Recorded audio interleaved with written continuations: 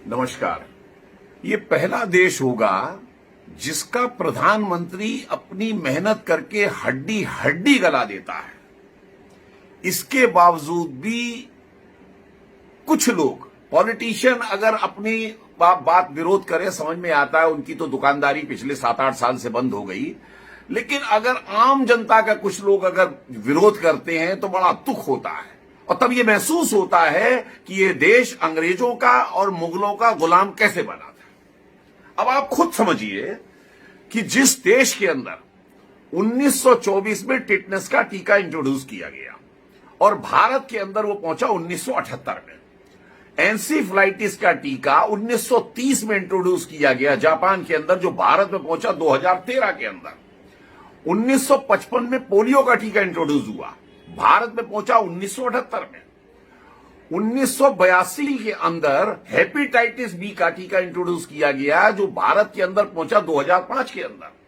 1998 के अंदर rota virus का टीका इंट्रोड्यूस हुआ, जो भारत के अंदर पहुंचा 2015 में। और जो कोरोना पिछले साल 2020 में हिंदुस्तान के अंदर आया, 2021 के अंदर भारत ने अपना टीका इंट्रोड्यूस कर दिया मोदी जी के नेतृत्व में, जिस पर गर्व करना चाहिए। उसकी जगह ही उस आदमी को गाली देते हैं।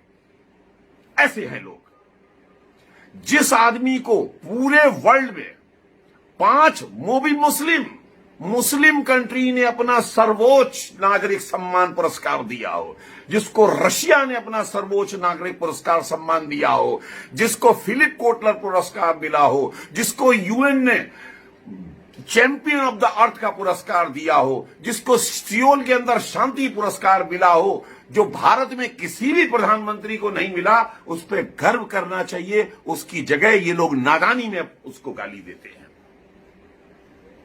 और तो और आप खुद समझिए, ये तो साक्षात बात है कि आज से यानी 15 अप्रैल को जब कोरोना वायरस का प्रकोप बढ़ा, ऑक्सीजन की कमी हुई, मात्र 4800 मैट्रिक टन इस देश के अंदर उत्पादन होता था। आज 8900 मैट्रिक टन का उत्पादन रातों रात कर दिया गया। ऑक्सीजन ट्रेनें चला दी गई और इंतजाम कर दिए गए। उसके बाद उस आदमी के ऊपर उंगली उठाते हो, शर्म नहीं आती? जिस में आपने एक चवन्नी का योगदान नहीं दिया, वो लोग खास करके कहते हैं कि पीएम केयर फंड का हिसाब दो।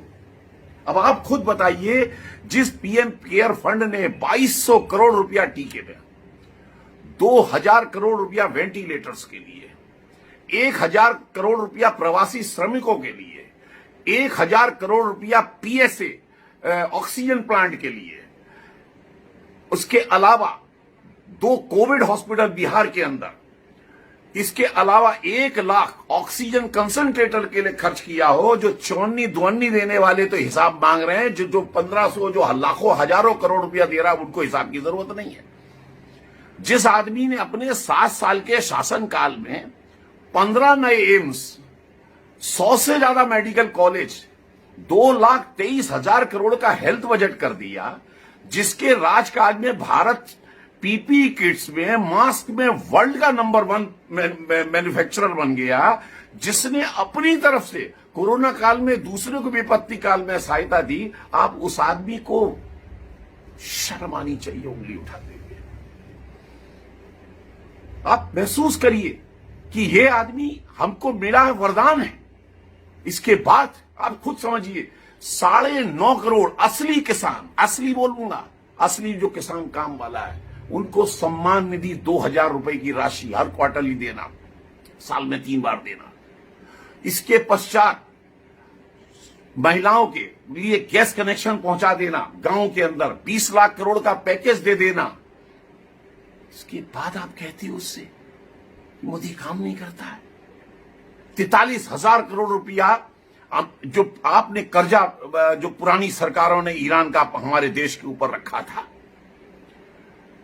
उस 43,000 करोड़ को निपटाना, गैस कनेक्शन को महिलाओं के गांव गांव तक फ्री देने के बाद आप कहते हो पेट्रोल डीजल का भाव क्यों बढ़ गया, जिसके बगैर आप, ऐसा भी नहीं है कि कल से गाड़ी चलाना छोड़ दोगे अगर 2 रुपए या 4 रुपए बढ़ जाती है तो।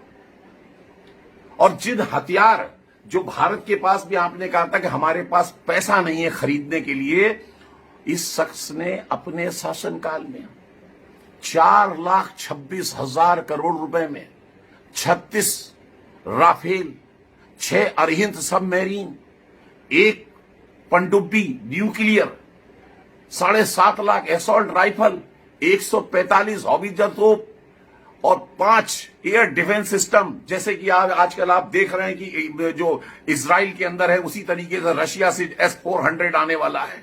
इसकी डील कर ली। जब आप कहते थे हमारे पास पैसा नहीं है, इस आदमी ने कर लिया। और आप लोग, खास करके वो लोग जो मोदी के थोर विरोधी हैं, इस तरीके की वाहियात बातें करके उसके खिलाफ करते हैं। शर्म आनी चाहिए।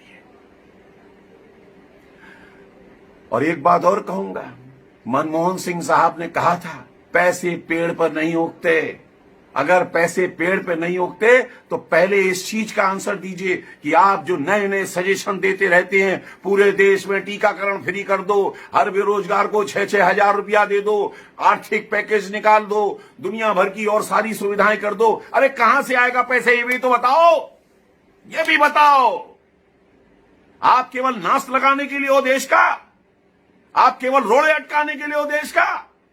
आपको बताना पड़ेगा ये आएगा कहां से पैसा, मतलब उसको अपना काम करने दो मोदी को जो कर रहा है। और मोदी जी, मेरा भी आपसे एक विनम्र निवेदन है कि आपने बहुत काम किया है रोजमर्रा, पानी का, शौचालय का, बिजली का, रोड का, सड़कों का, रेलवे का। बस महसूस हो रहा है कि एक तरफ इस तरफ थोड़ा सा ध्यान देने की जरा ज्यादा जरूरत है, स्वास्थ्य के ऊपर, शहरों में और गांव में। बस ये काम कर देंगे, किला फतेह हो जाएगा आपका। आपको सलाम हम जैसे सारे लोग मारेंगे।